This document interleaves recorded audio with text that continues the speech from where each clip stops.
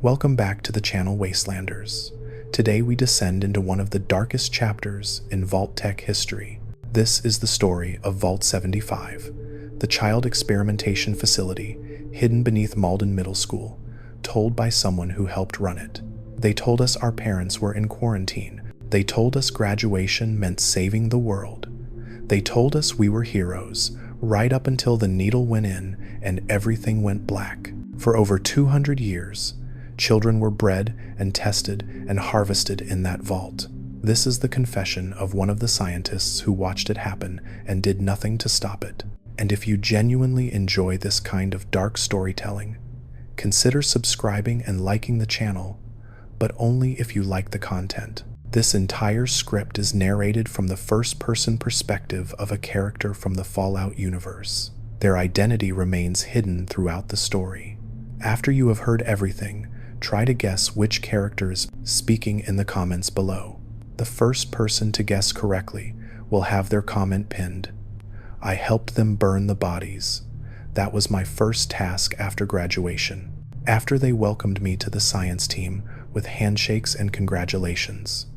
After they gave me a fresh lab coat and showed me my new quarters on the observation deck. After they told me I was special enough to be saved. They handed me a shovel and pointed to the incinerator. The ashes were still warm, gray and white flakes that used to be my friends. I did not know that then. I thought it was medical waste.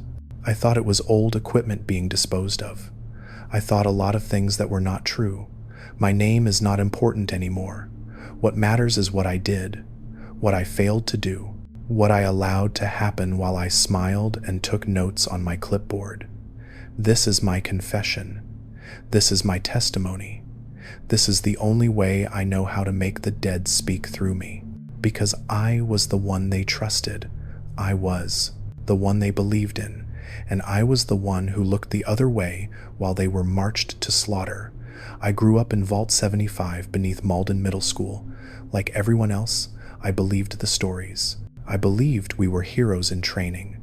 I believed we would one day climb those stairs, open that heavy door, and walk into Uptopland to save all the people suffering above us. The overseer would gather us in the atrium every few months. She would stand on that little platform with tears in her eyes, real tears or fake ones, I could never tell. She would tell us about Uptopland, about the monsters that roamed the broken cities, about the bandits who stole food from starving families, about the children up there who had no vault to protect them. We were the chosen ones, she said. We were strong, we were fast, we were smart, and when we graduated, we would finally get to help. Every child in that vault wanted to graduate. We trained harder than you can imagine. We ran on those treadmills until our legs gave out. We studied our lessons until our eyes bled. We shot targets in that combat simulation room until our fingers cramped around the triggers. I remember the diner in the simulation chamber. They built it to look like a real wasteland restaurant. Faded booths, cracked windows, a counter with stools that spun. We thought it was so exciting. A little piece of Uptopland right there in our vault. We had no idea that diner was our coffin. We had no idea we were training to die. The first time I saw someone disappear was when I was 8 years old. A girl named Ellie. She was 17, and her graduation day came with all the ceremony they could muster. The overseer gave a speech. The science staff applauded. Ellie walked through that door into the restricted section with the biggest smile on her face. She never came back. They told us she was in Uptopland now.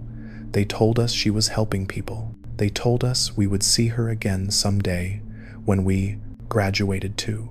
I believed them. Why would I not believe them? They were the adults. They were the ones who fed us and clothed us and taught us everything we knew. They were the only family we had. The only family we had because they murdered our real families the day the bombs fell.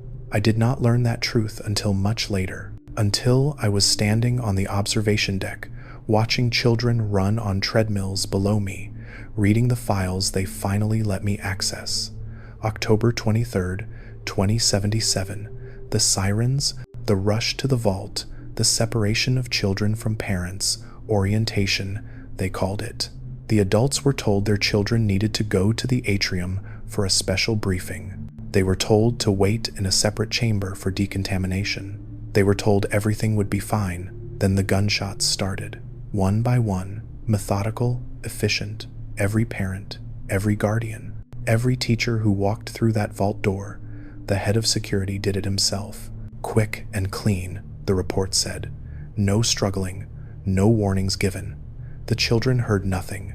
The atrium was too far away. The ventilation system masked the sounds. By the time we were introduced to our new home, our mothers and fathers were already being processed for disposal. I think about my own parents sometimes. I have no memory of them. I was only 3 years old when the bombs fell. But somewhere in those files, in some folder I never had clearance to open, there is a record of their deaths. There is a note about how quickly they went down. There's probably even a measurement of how efficiently their bodies were incinerated. That is what Vault Tec called science. But I am getting ahead of myself. Let me tell you about growing up in that place. Let me tell you about the tests. Every single day we were measured. Our height, our weight, our reflexes, our intelligence, our social behaviors. They had clipboards everywhere. Scientists in white coats writing down every little thing we did. How fast did you finish your breakfast? How long did you talk to your friends? Did you help the younger kids with their homework? I did not realize they were grading us. I did not realize every interaction was being logged and scored. I just thought it was how vaults worked. I thought all those tests were normal. The physical examinations were the worst. Once a month, they would take us to the medical wing, strip us down, hook us up to machines, draw blood, scan our organs. I remember lying on that cold table, staring at the ceiling tiles, counting them over and over while the machines hummed around me. 47 tiles. I counted them so many times I still remember. The doctors never explained what they were looking for. They just smiled and told us we were doing great. Keep training, keep studying. Your graduation day will come before you know it. We believed graduation was our reward. We believed it was the moment we finally got to leave this underground prison and become the heroes we were destined to be. We dreamed about it. We talked about it constantly. What will Uptopland look like? Will there really be monsters? Will we get weapons? Real weapons? Not just the practice ones from the range? We were children playing make-believe about a world that would kill us before we ever reached it, and the adults watched us play. They watched us dream. They wrote notes about our hopes and fears and filed them away for their research. I was not exceptional in any way. My physical scores were average at best. I could not run as fast as the others. I could not lift as much weight. My combat simulation times were mediocre, but I was smart. I could solve problems, I could think critically, and I was obedient. That last part saved my life. When you turn 18 in Vault 75, your fate is decided by your rating. They called it your aggregate score, physical, mental, social, all combined into a single number that determined whether you lived or died. The excellent ratings and the superior ratings were taken to the genomics laboratory. They were told they needed a special vaccine before going to Uptopland. They rolled up their sleeves. They felt the needle, and then they felt nothing ever again. Harvested. That is the word they used in the files. These children were harvested for their superior genetic material, their organs removed, their DNA extracted, their bodies reduced to ash in that same incinerator I would later shovel clean. The ones with average scores across the board were executed immediately after the graduation ceremony. No pretense of vaccines, no false promises, just a quick death and a trip to the furnace. But the ones like me, the ones with high intelligence but poor physical performance, the ones who followed orders without question, we were given a choice: join the science team or die. I was so grateful. I was so honored. They chose me. Out of everyone in my graduation class, they chose me to continue the work, to help Vault 75 fulfill its mission, to make humanity stronger, faster, better. I said yes without hesitation.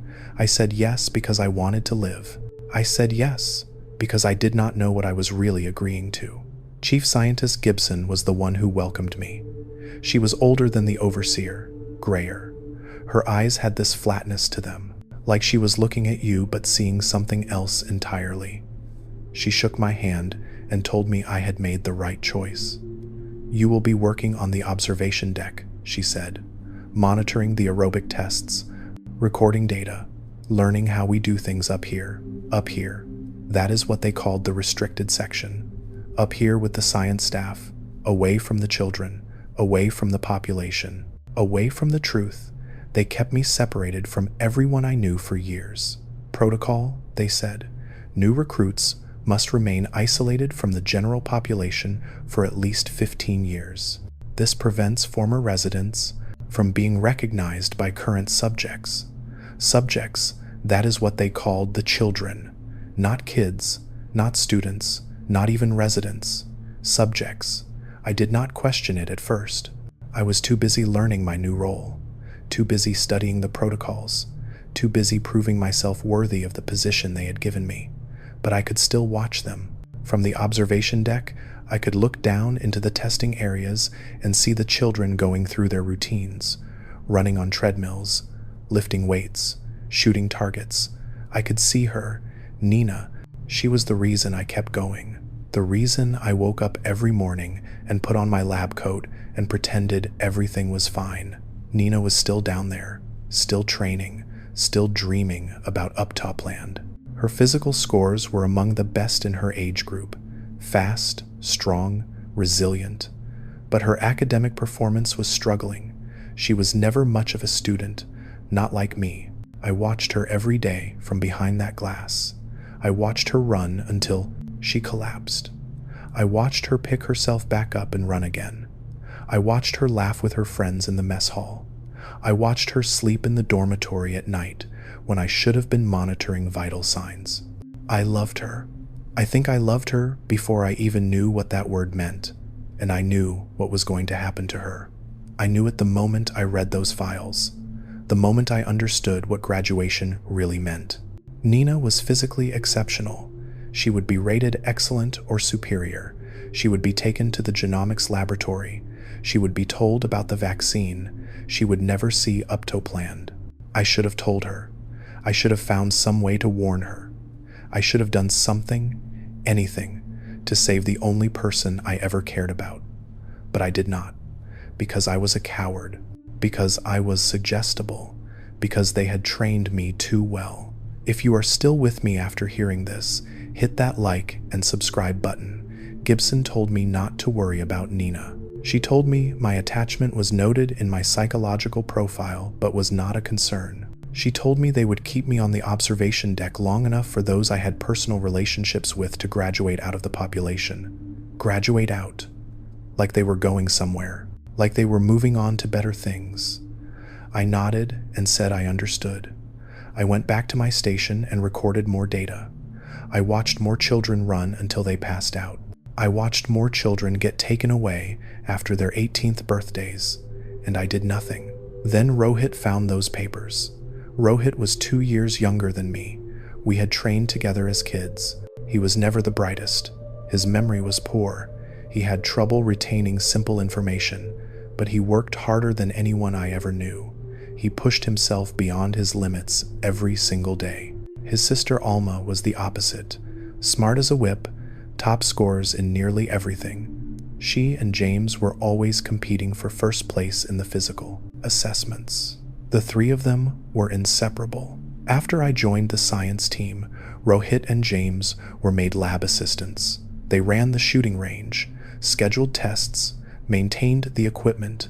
It was considered a privilege. A sign that they might be recruited after their graduation. I thought they would be safe.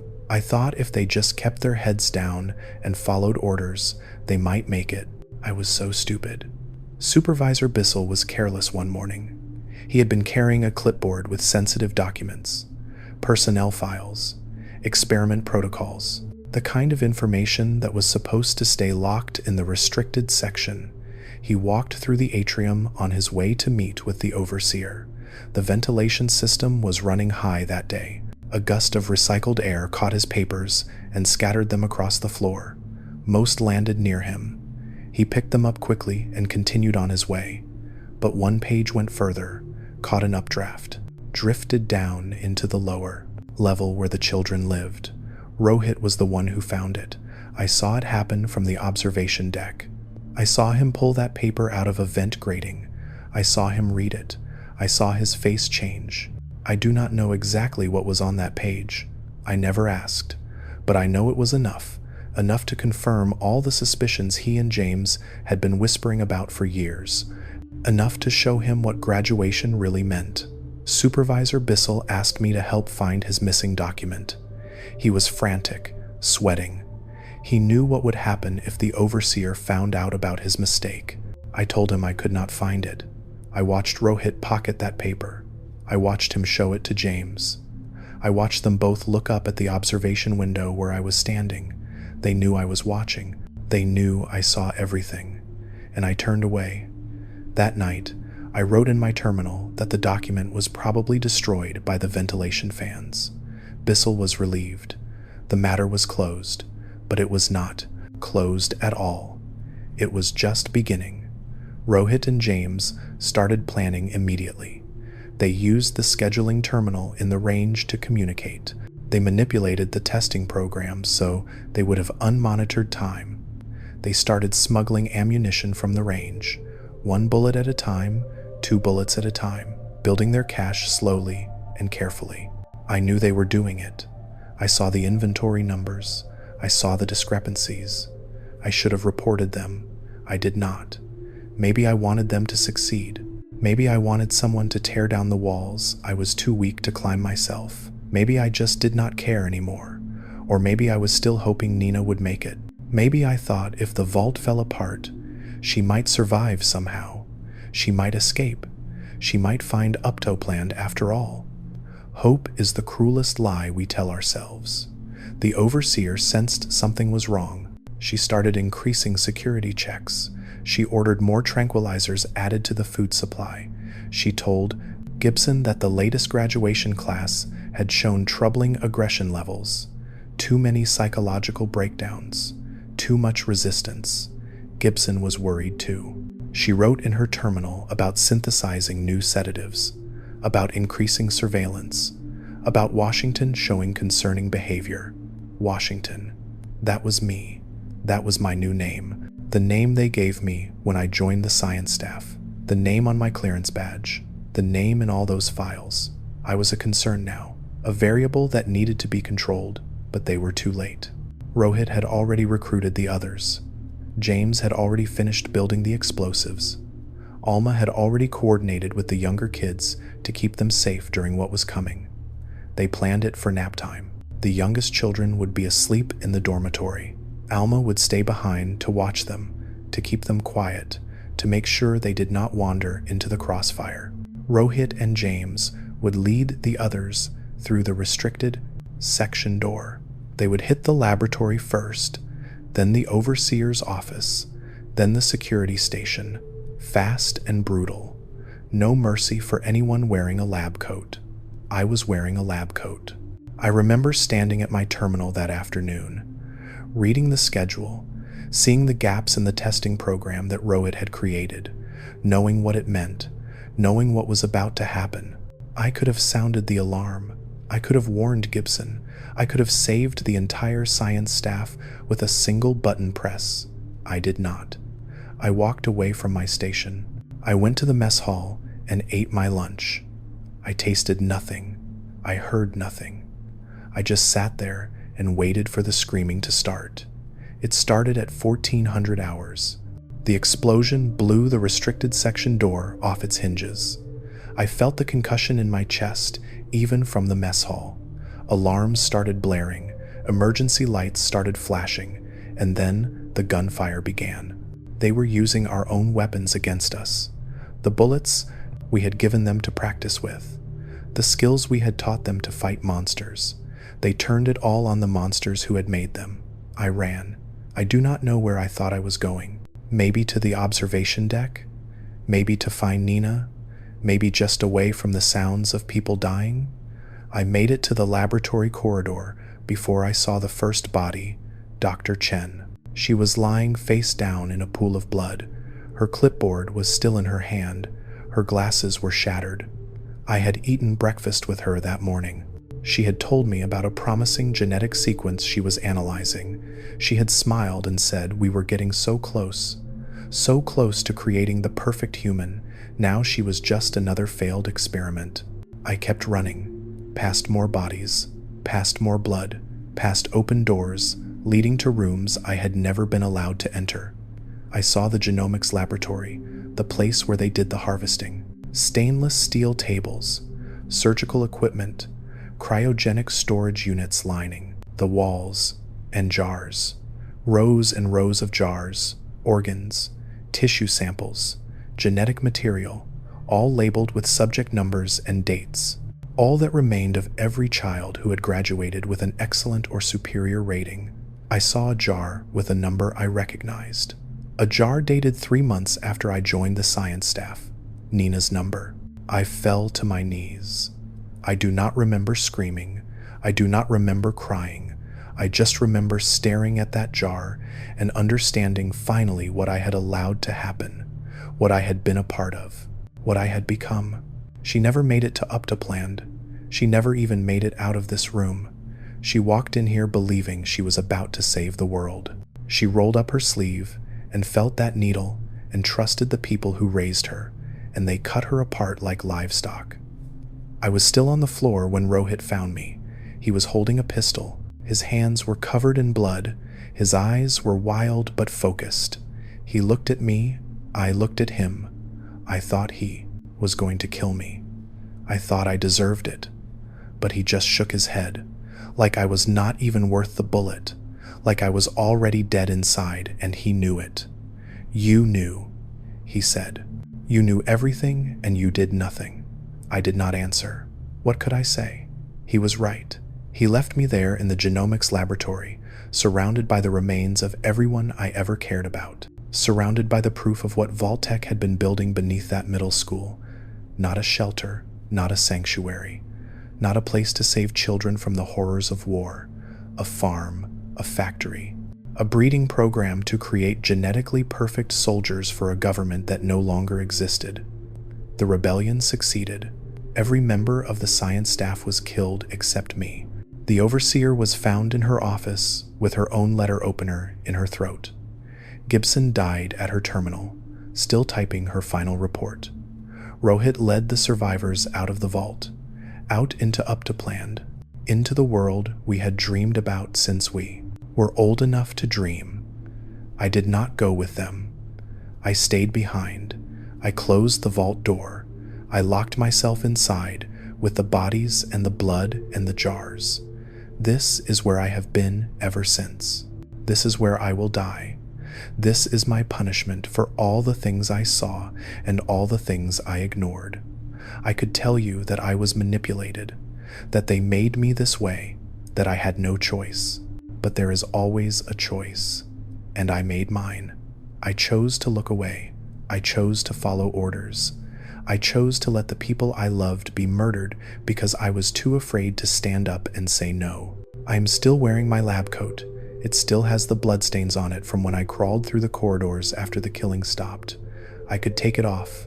I could burn it, but I will not, because this coat is what I am now. This is who I chose to be. If you want to know what Vault Tec was really doing beneath America, listen carefully. I am going to tell you everything, every protocol, every experiment, every child who died in this vault, believing they were going to save the world. I owe them that much.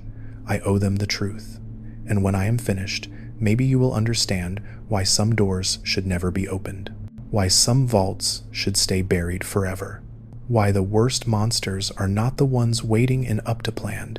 The worst monsters are the ones who watch children die and do nothing to stop it. That is what I am. That is what they made me. And now it is time you knew the whole story. The vault was never quiet after the uprising. I do not mean the silence was broken by sounds. I mean the silence itself became a noise, a pressure in my ears that never went away, the hum of machinery that no longer had purpose, the drip of water from pipes that no longer needed to sustain anyone, the creak of metal settling into positions it would hold forever. I walked through the corridors for days after they left, stepping over bodies, stepping around blood that was drying brown on the floor. I told myself I was looking for something, survivors maybe, or answers, or some reason to keep breathing. I found none of those things. What I found instead were the terminals, dozens of them scattered throughout the restricted section, each one containing logs and reports and data files that told the story of what we had been doing here, what they had been doing, what I had helped them do. I read everything. I owed the dead that much. Let me tell you about the beginning. Let me tell you what happened on October 23rd, 2077, the day the world ended and Vault 75 began. The bombs fell at 9:47 in the morning, Eastern Time. The students at Malden Middle School were in their second period classes when the sirens started. Teachers had been briefed on the evacuation protocol. They knew exactly where to go: down the stairs, through the basement door, into the vault entrance that had been built directly beneath the school. Parents came, running from their homes. Families who had registered for the program, families who had paid the subsidized enrollment fees, families who believed Vault Tec when they promised their children would be safe. The vault could only accept families that met specific requirements: one or more enrolled children under the age of 15. Children must attend public school in Malden, no more than 2 adults per qualifying child. They designed those requirements carefully. They wanted young subjects, malleable ones, children who could be shaped and molded and turned into whatever the experiment needed them to be. They also wanted to limit the adult population. Adults ask questions, adults resist, adults remember the world before, children forget, children adapt, children believe what they are told. 312 people entered Vault 75 that morning. 218 of them were children. The adults were separated immediately. Standard protocol for sanitization and scans, the security staff said. Children under 17 go to the atrium for orientation. Everyone else comes with us. They went willingly. Why would they not? They had just escaped nuclear annihilation. They were grateful. They were relieved. They trusted the people in the blue jumpsuits who were there to help them. The head of security led them to a chamber near the entrance, told them to wait, told them the process would only take a few minutes. Then he sealed the door and opened fire. 94 adults, teachers, parents, grandparents. Some of them were probably still smiling when the first shots hit. Some of them probably did not understand what was happening until they were already falling. It took less than 3 minutes. The security logs recorded every second. The bodies were processed immediately, stripped of valuables and identification, incinerated in the same furnace that would later consume their children. Meanwhile, in the atrium, the kids were meeting their new caretakers. Mr. Handy robots programmed with cheerful voices and gentle guidance. The overseer herself came down to welcome them, to tell them how brave they were, to tell them everything was going to be fine. Your parents are in quarantine, she said. They will join you soon. Days passed, then weeks. The children asked about their families constantly. Where is my mom? When can I see my dad? Why are they still in quarantine? The answers evolved over time. Your parents are sick. The radiation affected them. We are doing everything we can. And then finally, I am so sorry. Your parents did not survive. The radiation was too strong, but you are safe now. You are with us, and we are going to take care of you forever. Some children cried. Some children screamed. Some children refused to eat or sleep or speak. But eventually, they all accepted it. They had to. There was no other choice. There was no one coming to save them. There was no world outside that door anymore.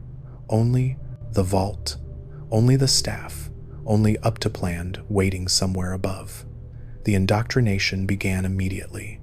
They developed a curriculum specifically designed to create obedient, motivated test subjects. Classes on fitness and nutrition and combat readiness. Classes on the importance of following orders. Classes on the horrors of Uptopland and the sacred mission of Vault 75. The centerpiece was a story, a fairy tale they told us over and over until it became part of our bones. There was once a little girl named Sue and a little boy named Roy. Sue and Roy grew up in a very special place called Vault 75. They learned and trained and played there. How they trained. Sue and Roy were both growing up big and strong when one day Sue and Roy were asked to visit the overseer. "What is wrong, overseer?" asked Sue. "Why are you crying, overseer?" said Roy. "It is just awful," cried the overseer, wiping a tear from her eye. "Have you children ever heard of Uptopland?" Sue and Roy blinked and shook their heads. "What is that, overseer?" they asked. "Oh, it is a terrible place," began the overseer.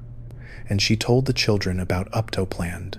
She told them about the people living there and how they were not safe or strong like the children of Vault 75. Monsters attacked them, and evil bandits stole their food, and it was no place for little children to grow up.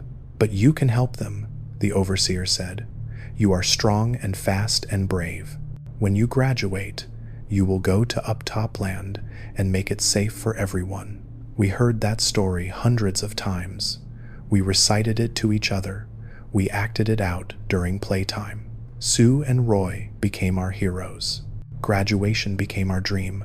We never questioned why Sue and Roy never came back to tell us about their adventures. We never wondered why no one from Uptopland ever visited to thank us. We just believed.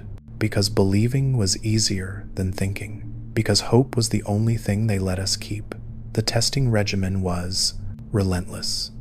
Every child was evaluated constantly across 3 categories: physical capability, intellectual performance, social behavior. Each category had dozens of subcategories: speed, strength, endurance, pain tolerance, problem solving, memory retention, obedience, cooperation, emotional stability. They measured everything. They recorded everything.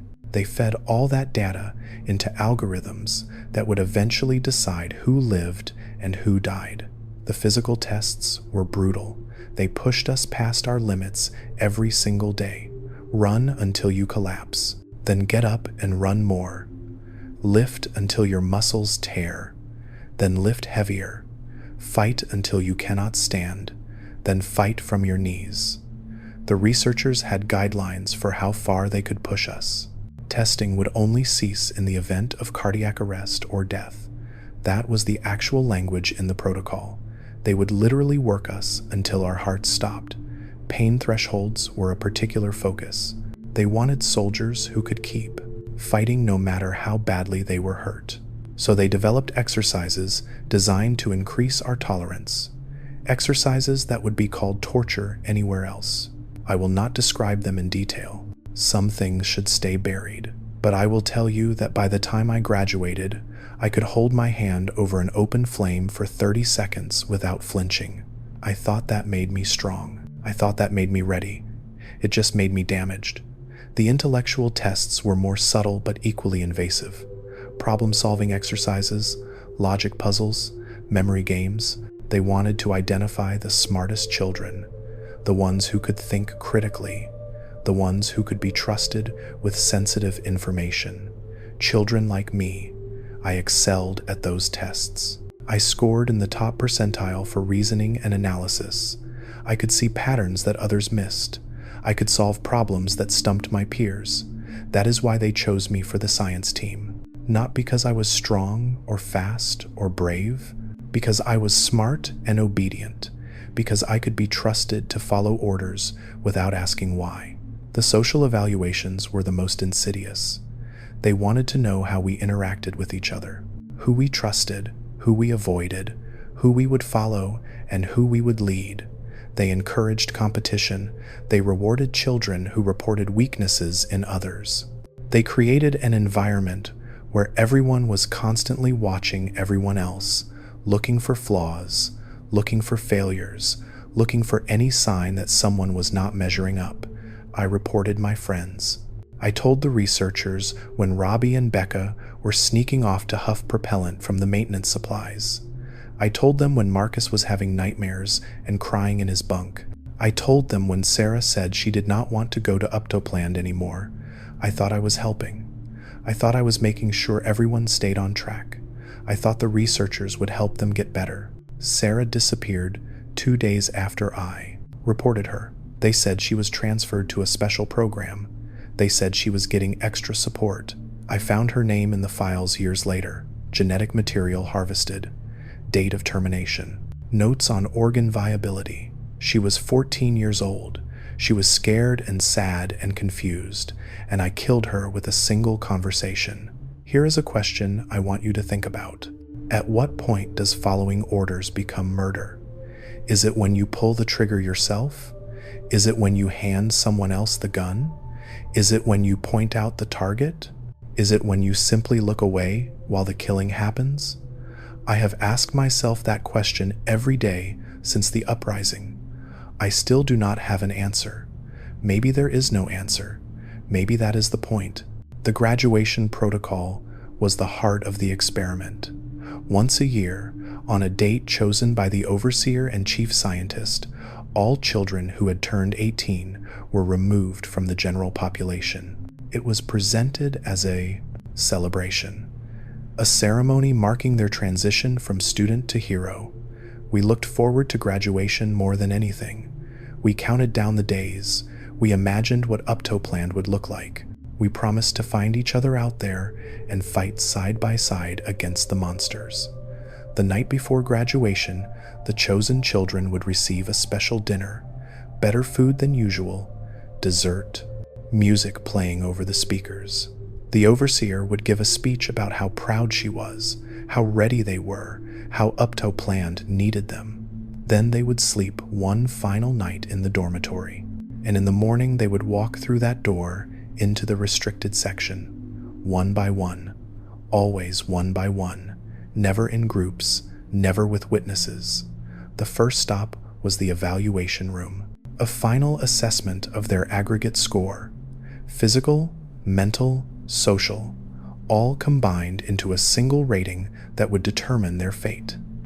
Excellent and superior ratings meant you had value.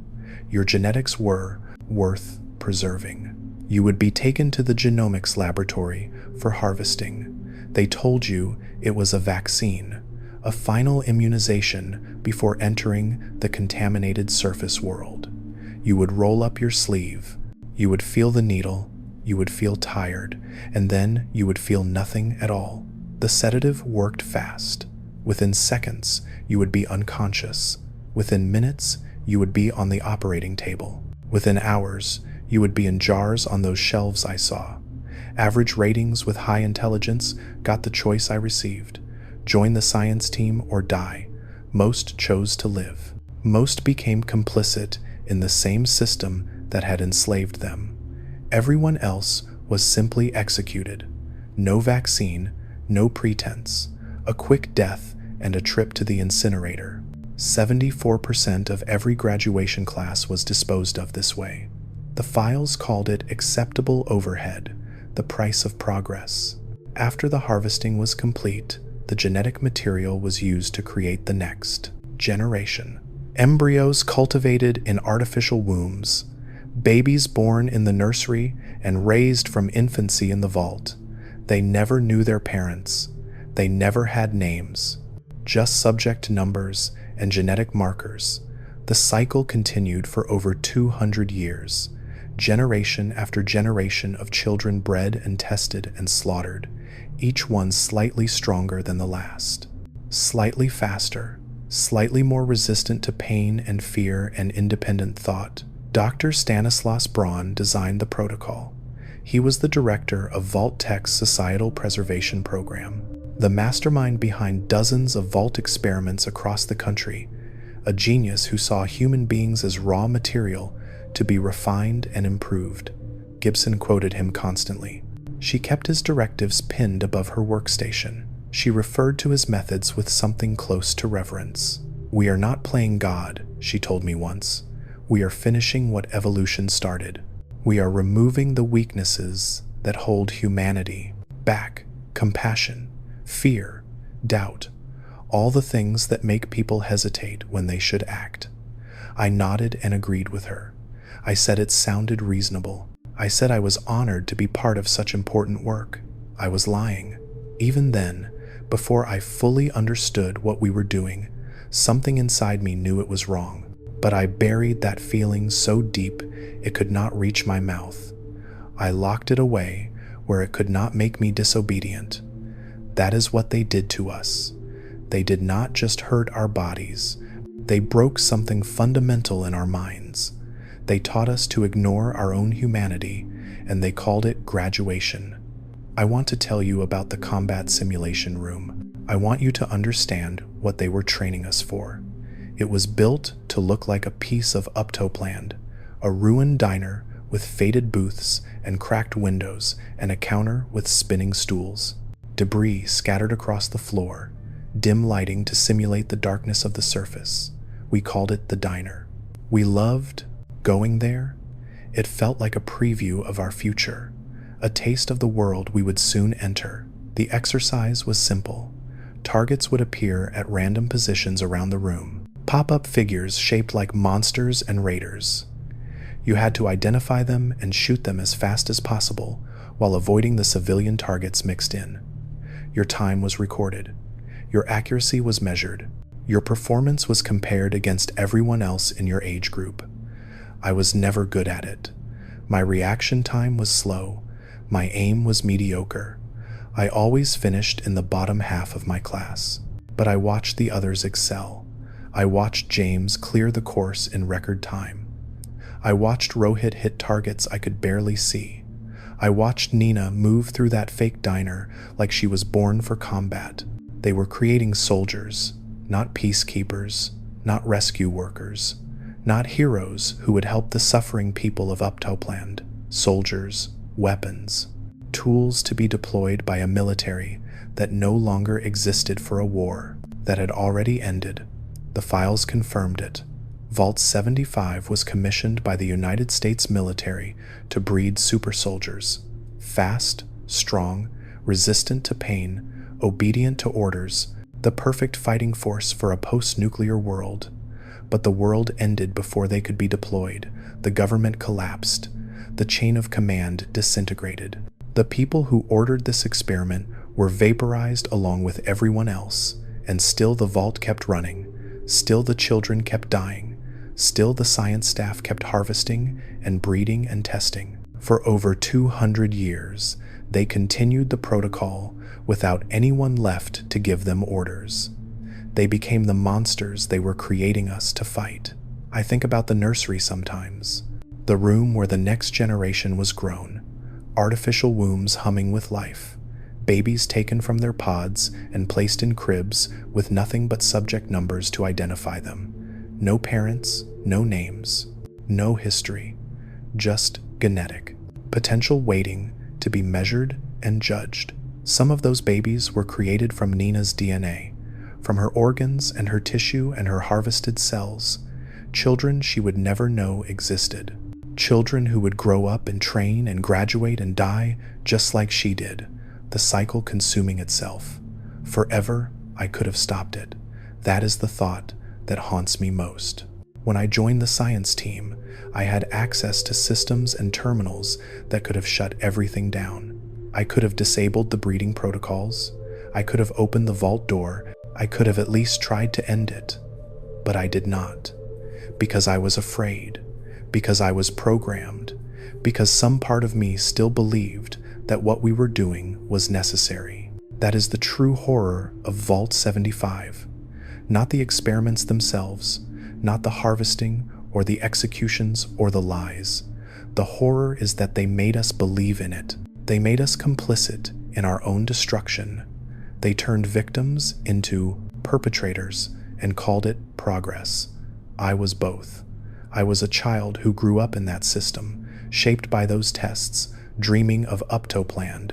And I was a scientist who watched other children go through the same thing and did nothing to help them. I cannot separate those two identities anymore. They are fused together, the victim and the monster, wearing the same face. When Rohit led the uprising, he was not just fighting against the science staff.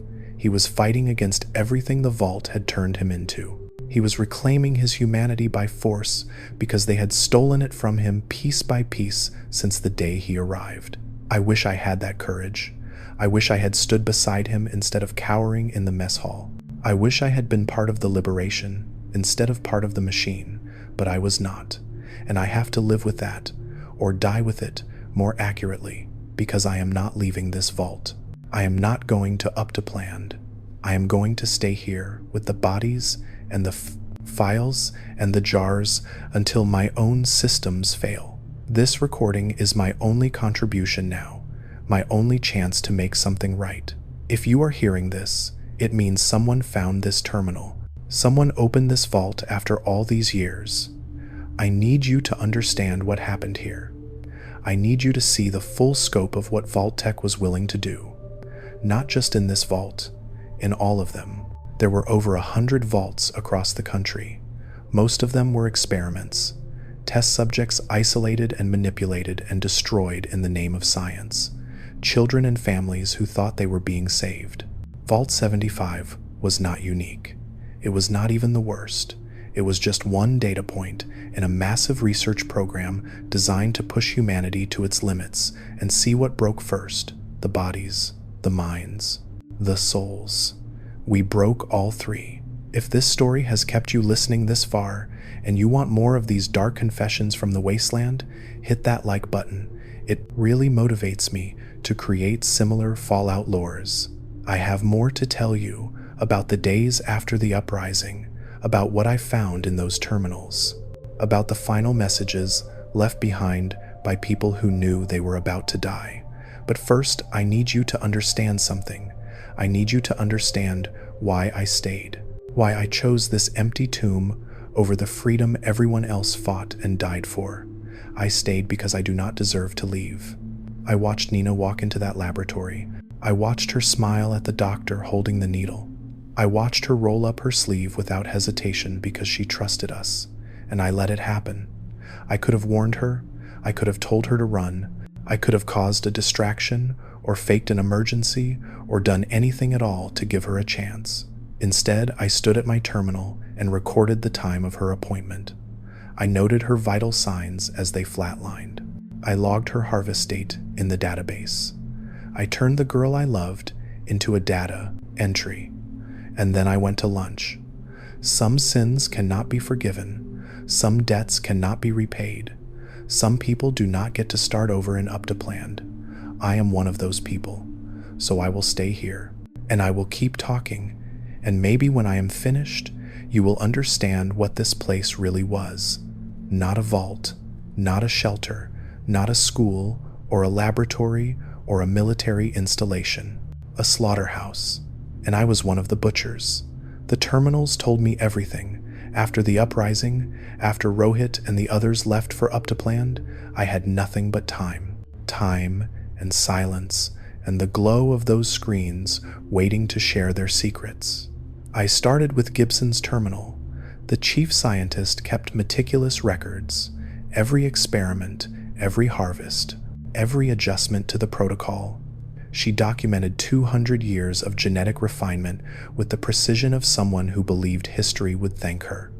The earliest entries were written by her predecessors, scientists who came before her, stretching back to the original staff who sealed the vault door in 2077, generation after generation of researchers, each one building on the work of the last. They wrote about breakthroughs and setbacks, about promising genetic sequences and disappointing test results, about children who exceeded expectations and children who failed to meet minimum standards. They wrote about all of it like they were discussing crop yields, like they were farmers talking about which plants to keep and which to pull. Subject 42 shows exceptional cardiovascular development. Recommend extended observation before harvest window. Subject 17 exhibits unacceptable aggression levels. Terminate and extract viable genetic material before contamination spreads. Subject 91 demonstrates superior pain tolerance but substandard cognitive function. Classify as physical stock only. Stock. That is what they called us. Physical stock, cognitive stock, breeding stock. Not children, not people, not human beings with names and dreams and the capacity to feel pain. Stock. I read those entries for hours, then days, then weeks. I could not stop.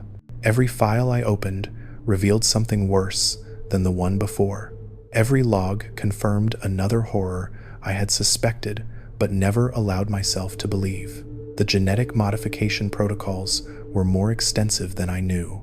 They were not just breeding us for strength and speed, they were engineering us at the cellular level, hormonal treatments to accelerate growth, gene splicing to enhance muscle density, chemical compounds to suppress fear and increase aggression. We were not born this way, we were manufactured. The oldest children in each generation served as templates. Their genetic material was harvested and refined and improved before being used to create the next batch. Each cycle produced subjects that were slightly more optimized than the last. By the time I was born, the experiment had been running for compare over 150 years. I am not the same species as the children who entered this vault in 2077. I am something else. Something they designed in a laboratory and grew in an artificial womb. I do not know who my genetic parents were. I do not know which harvested subjects contributed to my DNA. I might be descended from dozens of different children whose names I will never learn. Or I might be descended from no one at all. The later generations were increasingly synthetic, genes spliced from multiple sources, traits selected and combined like ingredients in a recipe. I am not a person. I am a product. That realization broke something in me that I did not know could still break. I thought I had already accepted what this place was. I thought I understood the scope of the horror. But knowing that I was created in a laboratory, that I was assembled from harvested parts, that my entire existence was an experiment within an experiment that was different, that reached down into the core of who I thought I was and ripped it out. I am not Washington. I am not even Subject 23 or whatever number they assigned me at birth. I am version 167, iteration 12, batch 7. That is what the files call me. A version number, an iteration, a batch. They made thousands of us over the centuries. Most were failures, disposed of before they could walk or talk or understand what was happening to them. Only the viable specimens made it to the general population. Only the ones who met minimum standards were allowed to live long enough to be tested. I was viable. I met standards. I lived. And for that, I am supposed to be grateful. The Overseer's terminal contained different information, less scientific, more administrative, personnel files and security protocols and communications with people outside the vault. That surprised me. I always assumed we were completely isolated, cut off from the world above, but the Overseer had been sending reports to someone, encrypted transmissions on frequencies I did not recognize. The recipients were never identified, just code names and routing numbers. But the content made clear that Vault 75 was part of something larger, a network of facilities all working toward the same goal. Other vaults were referenced, other experiments, comparative data on genetic modification outcomes and behavioral conditioning results. Whoever was receiving these reports had access to information from multiple sites. They were coordinating, sharing results, refining their methods based on what worked and what did not. Vault 75 was not an isolated atrocity. It was a node in a system, a single data point in a research program that spanned the entire country. I thought about that for a long time, sitting in the Overseer's chair, staring at her terminal, trying to comprehend the scale of what I was seeing. How many children died in those other vaults? How many were harvested and bred and disposed of, just like us?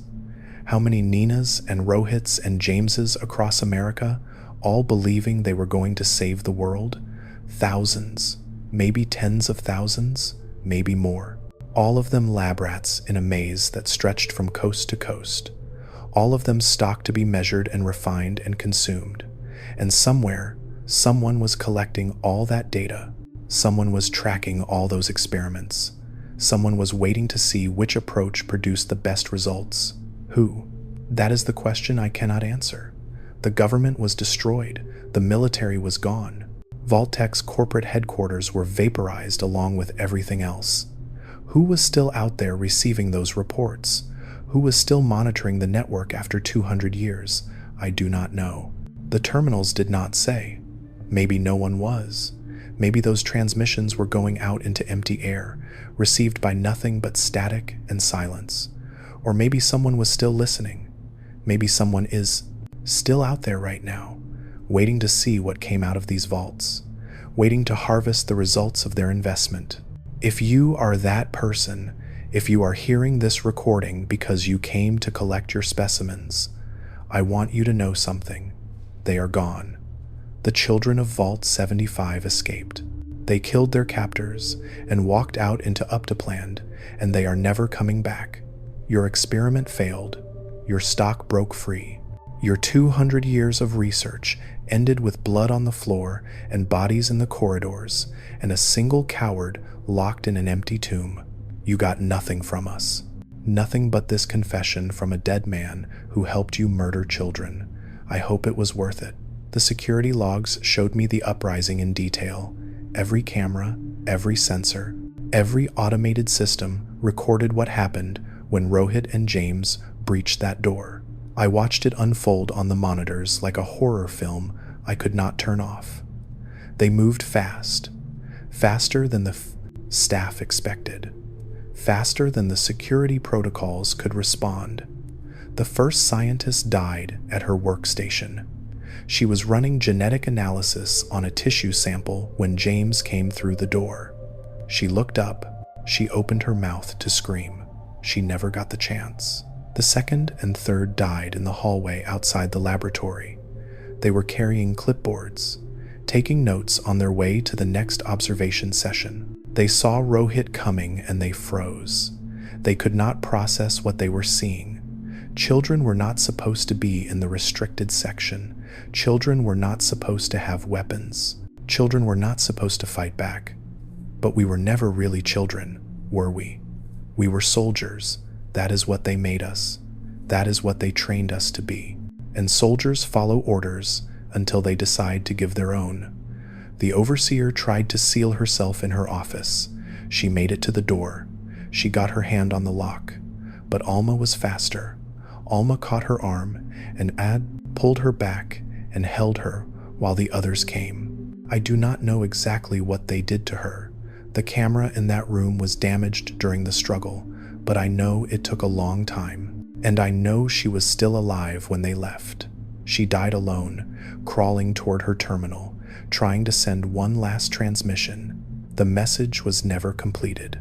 Just a few words before her system access was revoked. Uprising in progress. Request immediate. Immediate what? Assistance? Extraction? Termination? It does not matter. No one was coming. No one had been coming for 200 years. She died reaching for help that did not exist. I should feel satisfaction about that. She was the one who gave the speeches. She was the one who told us our parents were dead. She was the one who smiled while we were marched to slaughter. But I do not feel satisfied. I do not feel anything when I think about her death. Maybe that is another thing they broke in me. The capacity for justice, the ability to feel that some deaths are deserved.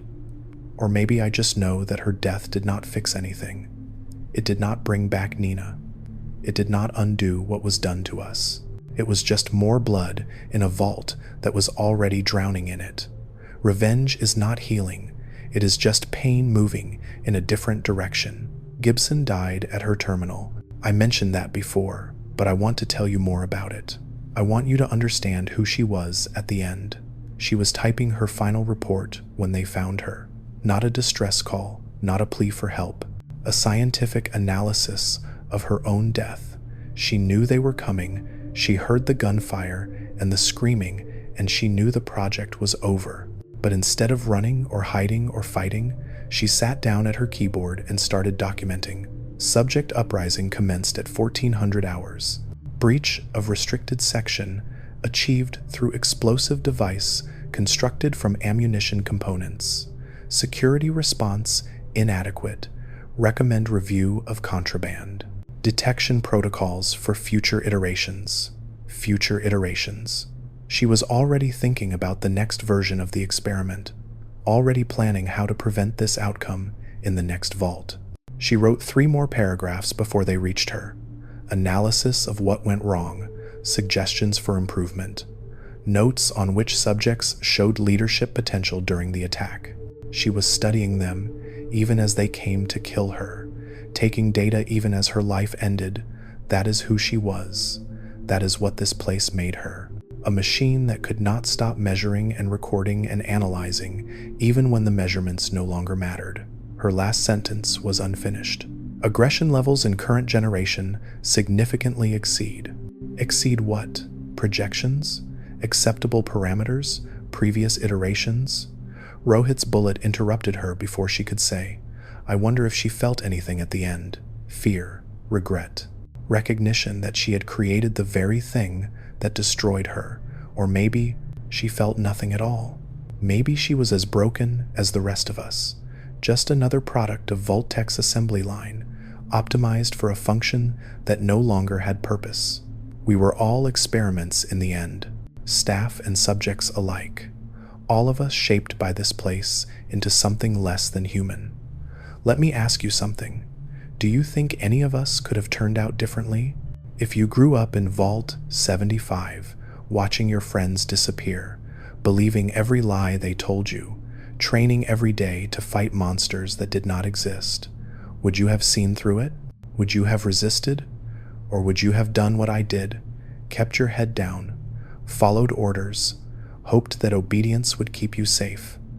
I used to think I was weak, that my failure was personal, that a stronger person would have stood up and said no, but now I am not sure. Now I think the system was designed to prevent exactly that. Every test and treatment and protocol was calibrated to produce compliance, to eliminate the capacity for independent thought. They did not just control our bodies, they controlled our minds. They shaped the way we processed information. They determined what we could and could not imagine. Rebellion was not supposed to be possible. The fact that Rohit and James pulled it off is a miracle. A glitch in the programming, a flaw in the design that somehow produced exactly the opposite of what was intended. They were supposed to be weapons. They became liberators instead. I was supposed to be a scientist. I became a gravedigger instead. Different flaws, different outcomes, but flaws nonetheless. Maybe that is the lesson of Vault 75. You cannot engineer humanity out of human beings. No matter how hard you try, no matter how many generations you refine, something always survives. Some spark of defiance that refuses to be extinguished. Rohit had that spark. James had it. Alma had it. I did not. Whatever was supposed to be there, they successfully removed it from me. I am the version that worked. The iteration that met specifications. Obedient, compliant, functional, dead inside. I want to tell you about the nursery now. I have been avoiding it, but I cannot anymore. You need to see what I saw. The nursery was in the deepest part of the restricted section, past the laboratories, past the genomics facility, past the rooms where children were taken apart and stored in jars. It was clean. That was the first thing I noticed. Everything else in the vault was covered in blood and debris from the uprising. But the nursery was pristine. White walls, soft lighting, temperature controlled. The artificial wombs lined the walls in rows, transparent pods filled with fluid, fetuses floating inside, at various stages of development. Most of them were dead. The power fluctuations during the attack had disrupted their life support. They hung motionless in their pods, never knowing they had existed at all. But some were still alive. I could see them moving. Tiny hands opening and closing. Tiny hearts beating behind translucent skin. I stood there for a long time, watching them, trying to decide what to do. They were the next generation, the latest iteration, the most refined version of Vault Tec's super soldier program. If they were born, if they grew up, they would be stronger and faster and more obedient than any of us. They would also be slaves, products, stock to be measured and harvested just like everyone who came before. I could save them. I could maintain the systems and let them be born and raise them myself. I could teach them the truth about this place and give them a chance to be something other than what they were designed to be. Or I could end it, shut down the power, let the experiment finally die. I thought about Nina. I thought about what she would want me to do. Would she want these children to live? To grow up in this empty vault with only me to care for them? To spend their lives surrounded by the corpses of everyone who came before? Or would she want me to stop the cycle, to make sure no more children were ever born into this nightmare? I do not know the answer. I am not sure there is a right answer. Both choices are monstrous in their own way, but I made one. I made it, and I cannot take it back. I shut down the nursery. I turned off the artificial wombs and watched the fluid drain and saw those tiny bodies go still. I killed them. The last children of Vault 75, the final generation that would never graduate. I told myself it was mercy. I told myself I was sparing them from the horror of this place. I told myself they would never know the difference, but that is not true. I killed them because I could not face raising them. I killed them because I was too broken to give them anything worth living for. I killed them because it was easier than trying. I am not a hero. I am not even a survivor. I am just a coward who made one more terrible choice in a lifetime of terrible choices, and now they are gone. All of them, the subjects and the scientists and the children who were never born. I am the only one left. Think about this for a moment. If you had to choose between letting those children live in that vault with only the narrator to raise them, or ending their lives before they could suffer, which would you choose? What does mercy even mean in a place like this? After the nursery, I stopped reading terminals. I stopped exploring. I stopped doing anything except sitting in the dark and waiting to die. Days passed, maybe weeks. I lost track of time. I stopped eating. I stopped drinking. I just sat in the overseer's chair and stared at the wall and waited for my body to give up. But it did not give up. Whatever they did to us, whatever modifications they made to our genetics, it included resilience. My body refused to shut down. My heart kept beating. My lungs kept breathing. I was too well designed to die easily. So I started talking instead. I found this recording device in the security station. I brought it back to the overseer's office.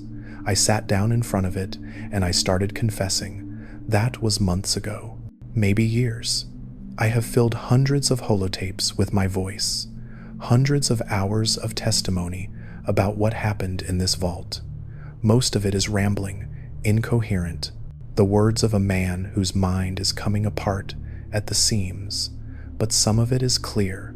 Some of it is what you are hearing now. The story of Vault 75 from someone who lived it, from someone who was both victim and perpetrator, from someone who saw the whole thing from beginning to end. I do not know if anyone will ever hear this. I do not know if the vault will ever be opened again. Maybe it will stay sealed forever. Maybe my voice will echo in this tomb until the power finally fails and everything goes silent. But I have to try. I have to leave some record of what happened here. I have to make sure the children are not forgotten. Their names are in the files, hundreds of them, thousands over the centuries. Every child who was born in this vault, tested in this vault, killed in this vault. I have been reading them out loud, one by one, recording them so that someone might hear. Ellie B., Marin B., Nina K., Samuel T., Brendan C., Ricardo S., Me2 K., Robert P. Names. Real names. Not subject numbers or version iterations or batch codes. They were people. They had favorite foods and secret fears and dreams about what Uptopland would look like. They had friends and rivals and crushes. They laughed and cried and hoped. And then they were harvested, incinerated, reduced to data points in an experiment that served no purpose. I cannot bring them back. I cannot undo what was done. But I can say their names. I can make sure they existed. That has to count for something. That has to matter somehow. I am running out of strength now. My voice is giving out. My mind is wandering in directions I cannot control. But I am not finished yet. There is more to tell about the last days of the vault, about what Rohit said to me before he left, about what I found in the overseer's personal quarters that changes everything I thought I knew. I need to rest. I need to gather what is left of myself for the final part of this confession. When I come back, I will tell you the truth, the whole truth, the thing I have been circling around since I started talking. I will tell you what I really am, and I will tell you why it matters. Stay with me. We are almost at the end. I found the letters in the overseer's personal quarters. They were hidden beneath a loose floor panel under her bed, a metal box with a combination lock that took me 3 days to crack. Inside were papers, actual paper, not holotapes or terminal entries, handwritten documents that someone wanted to keep secret from the digital record. The first letter was dated October 20th, 2077, 3 days before the Panicat bombs fell. It was addressed to the overseer, not the one I knew, but the original, the woman who sealed the vault door and gave the order to execute the adults, the one who started all of this. The letter was from Vault Tec headquarters, from someone high up in the organization. The signature was illegible, but the title was clear: Executive Director of Special Projects. I will not read the whole thing. Most of it is technical specifications and protocol confirmations, but there is one paragraph that changes everything. It said this: remember that Vault 75 is not designed to produce results within your lifetime. The optimization of human genetics is a multi-generational endeavor requiring patience and precision. You will not see the final product. Your successors will not see it. But someday, perhaps centuries from now, the children of your vault will emerge as the pinnacle of human evolution. They will be faster and stronger and more capable than any soldier who has ever lived. And they will owe their existence to the sacrifices made in the earliest days of the program. History will vindicate us. Humanity will thank us. The ends will justify the means. The ends will justify the means. That is what they believed. That is what they told themselves while they murdered parents and harvested children and bred human beings like livestock. Someday it will all be worth it. Someday the suffering will have meaning. Someday the dead will be grateful for what we did to them. I have thought about that logic for a long time, sitting in this empty vault surrounded by the evidence of what it produced. 200 years of experimentation. Thousands of children born and tested and killed. Entire generations sacrificed on the altar of genetic perfection. And for what? The children who escaped are out there in Uptopland right now. Rohit and James and Alma and all the others. Are they the pinnacle of human evolution? Are they faster and stronger and more capable than any soldier who has ever lived? Maybe. Probably. The modifications worked. The breeding program succeeded. They are everything Vault Tec designed them to be, but they are also traumatized, broken, raised on lies, and trained for a war that does not exist. They have no idea how to live in a world that was not built to test them. What kind of lives will they have out there? What kind of people will they become? Will they be able to form families and communities and relationships? Or will they always be soldiers, always be weapons, always be looking for the next target to eliminate? I do not know. I will never know. I will die in this vault without ever learning what happened to them. But I suspect the answer is complicated. I suspect the children of Vault 75 will struggle with what was done to them for the rest of their lives. I suspect some of them will not make it, and I suspect Vault Tec would consider that an acceptable cost. Overhead, wastage, the price of progress. The ends justify the means. No, they do not. They never did. That is the lie at the heart of everything that happened here. You cannot build something good on a foundation of atrocity. You cannot optimize humanity by destroying it. You cannot create a better future by torturing children in the present. The means are the ends. The process is the product. What you do to people in pursuit of your goal is what your goal actually is. Vault Tec's goal was not to save humanity. It was not to create super soldiers or advance genetic science or prepare for the rebuilding of civilization. Vault Tec's goal was control, power over life and death, the ability to decide who was valuable and who was disposable, the authority to play God with human beings who had no choice but to submit. That is what they wanted. That is what they got. And that is what destroyed them. The second letter in the box was different. It was written by the overseer herself, the one I knew, the one who gave the speeches and wiped the fake tears and told us how proud she was. It was dated 6 months before the uprising, addressed to no one, never sent a confession, just like mine.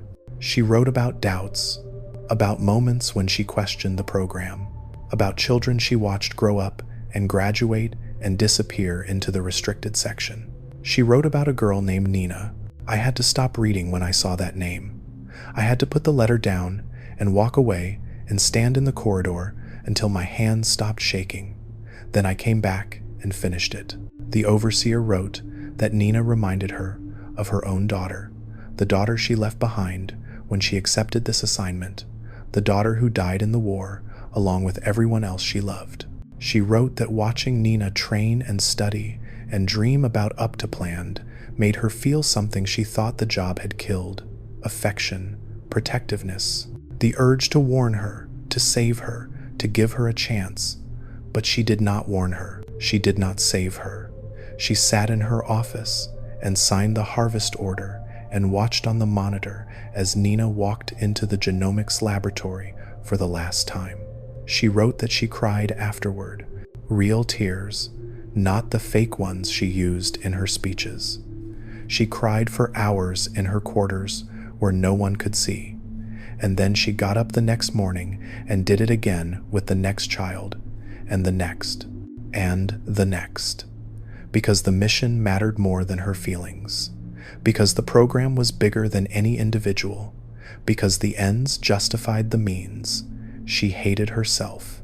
That much was clear from the letter. She hated what she had become and what she was doing and what the vault had turned her into, but she kept doing it anyway, for years, for decades, until Rohit kicked down her door and ended it for her. I understand her now. I did not want to, but I do. She was me. I was her. We were the same broken thing, wearing different faces.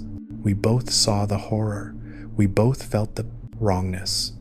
We both had moments when we could have stopped it, could have spoken up, could have chosen differently. And we both failed. We both let the system swallow us. We both decided that our own survival mattered more than the lives we were destroying. The only difference is that she had power and I did not. She gave the orders while I just followed them. But following orders is still a choice. Obedience is still an action. I cannot hide behind my position in the hierarchy. I was part of it. I made it possible. We all did. Every scientist, every security guard, every administrator who kept the vault running. We were all complicit. We were all guilty. And now we are all dead, except me, and I am working on that. The third letter was the one that broke me. It was not from the overseer or Vault Tec or anyone in the vault. It was from outside, from Uptopland. It was written by a wastelander who found the vault entrance decades ago. Someone who saw the big gear-shaped door and wondered what was behind it. They left a note in the school basement, hoping someone would find it, hoping someone would answer. "My name is Sarah," they wrote. "I am looking for my family." My grandmother told me stories about a vault beneath this school. She said her sister went inside when the bombs fell. A little girl named Ellie. She was never seen again. I know it has been a long time. I know everyone from back then is probably dead. But I need to know what happened to her. I need to know if she made it. If anyone is in there, please respond. Please tell me about Ellie. I will wait. The letter was dated 47 years before I was born. I searched the files. It did not take long. Ellie B., female, age 17 at time of graduation. Physical rating excellent. Cognitive rating superior. Social rating optimal. Harvested. Incinerated. Genetic material incorporated into subsequent generations. She was one of the first. One of the children who entered the vault on the day the bombs fell. One of the ones who believed she was going to save the world. She never made it to Uptopland. She never saw her sister again.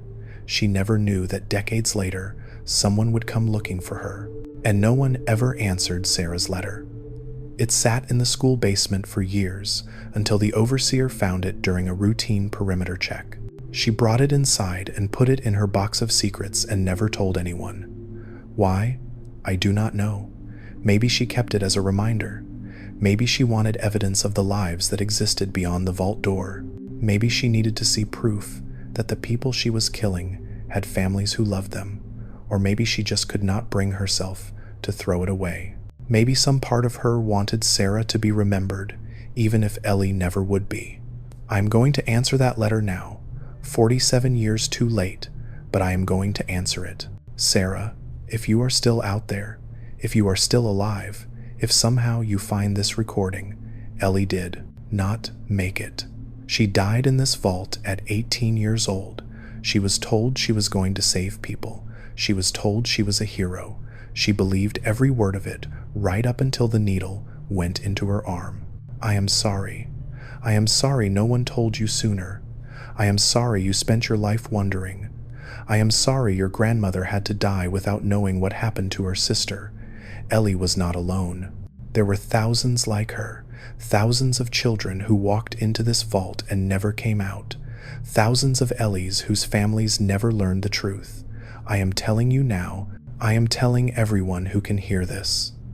The vault was not a shelter. It was not a sanctuary. It was a slaughterhouse dressed up as salvation. Do not mourn them for what they did not become. Mourn them for what they were. Children, human beings, people who deserved to live. That is all I can give you. That is all I have left. I hope it helps. I hope it means something. I hope you can finally stop waiting. There is one more thing I need to tell you. I have been calling myself Washington throughout this confession. That is the name they gave me when I joined the science team. That is how I am listed in the personnel files. But that is not my name. That was never my name. My name is Timothy. I was born in this vault 23 years ago. I was designated Subject 23 Alpha in the know. Stop. I am not going to use their language anymore. I am not going to define myself by their system.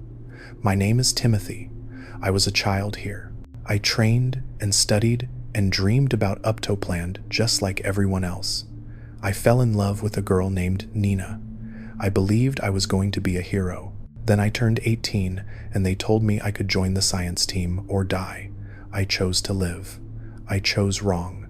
I have been hiding behind Washington because it is easier, because Washington was a scientist who followed orders. Timothy was a child who watched his friends die. I am both. I have always been both. And I need to own that now, at the end. My name is Timothy. I was born in Vault 75. I helped them kill children, and I am sorry. I am sorry to Nina. I am sorry to Rohit. I am sorry to every child who trusted me and every child I failed to protect. I am sorry to my parents, whoever they were, the ones who gave their genetic material so I could exist. I never knew them. I never will. But I am sorry I did not live a life that honored their sacrifice. I am sorry to the children in the nursery, the ones I killed because I was too broken to save them. I told myself it was mercy. It was not. It was cowardice. It was giving up. I am sorry to everyone who will hear this confession and realize that I could have done more. I could have fought. I could have resisted. I could have been like Rohit instead of like the overseer. But I was not. And sorry does not fix that. Sorry does not bring anyone back. All I can do is tell the truth. All I can do is make sure the world knows what happened here. All I can do is say their names and hope that somewhere, somehow, it matters. This is my last recording. I can feel my body finally starting to shut down. Whatever modifications they made to keep me alive, they are reaching their limits. I am going to die in this chair, in this office, surrounded by the terminals and files and letters that tell the story of Vault 75. I am going to die alone. That is what I deserve. But before I go, I want to say one more thing. I want to leave you with something other than horror and despair. The children who escaped, the ones who made it to Uptopland, they are the real end of this story. Not me, not my confession, not the bodies in the corridors or the jars in the laboratory, Rohit and James and Alma and all the others. They are what Vault 75 actually produced. Not super soldiers, not optimized genetics, not weapons for a war that never came. Survivors, fighters, people who looked at the system that created them and said no. They tore down the walls, they killed their captors, they walked out into a world they had never seen, and they kept going. That is what humanity is. That is what Vault Tec could never breed out of us. The refusal to accept, the insistence on freedom, the spark that survives no matter how hard they try to extinguish it. I did not have that spark. It was removed from me, or maybe I was just born without it. But they had it, and they used it to end 200 years of horror. If you ever meet them out there in the wasteland, if you ever encounter the children of Vault 75, I want you to know what they came from. I want you to understand what they survived. Do not judge them for what they are. Do not fear them for what they were made to be. They did not choose this. They did not ask to be experiments. They are just people, damaged, modified, traumatized people trying to figure out how to live in a world that was never meant for them. Help them if you can, or at least do not hurt them. They have been hurt enough. If this confession meant something to you, leave a like. It is the only way I know you liked the video. This is Timothy, Subject 23, Washington. Whatever name you want to use. I was born in Vault 75 beneath Malden Middle School in the Commonwealth of Massachusetts. I lived here for 23 years. I died here alone, and now you know why. The vault is silent now. The machines have stopped humming. The lights are flickering in ways that tell me the power will not last much longer. Soon it will be dark. Soon it will be over. I am not afraid. I thought I would be, but I am not. I am just tired. Tired of remembering, tired of confessing, tired of being the last voice in an empty tomb. Let me rest now. Let the vault rest. Let the children rest. We have all been here long enough.